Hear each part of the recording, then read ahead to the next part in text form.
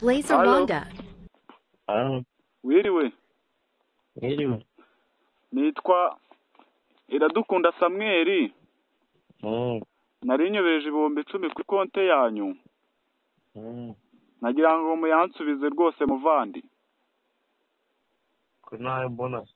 Oya amafaranga yarebeho umurura yabona. Wabona byari bibaye ikibazo cy'amarezo, urabona mw'iyi minsi imvura imiragwa. Ushobora kuyabona mu bya mukanya ariko imbabariro yohereza. Uzi ko nangiye kuyohereza umugore aratwite, n'ukuri kw'Imana mbabariro yohereza. 10,000. Ni 10,000. Ndayohereza gute? Kanda nkubwire se imibare ukandaho. Kanda akanyenyeri 182. Akanyenyeri 8.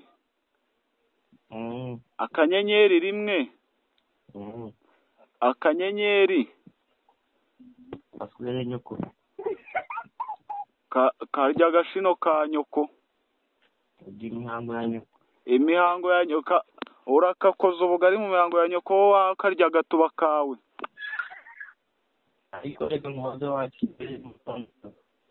Urakavamo nyamabyeyi wokarigate ku rutare we. Yatumiki tumutazanyoko.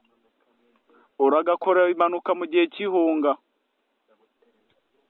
Ariko nyoko yarakoreza wakire. Boka gutere musire mu kibuno wigahingukira mu kanwa wa mbwa we.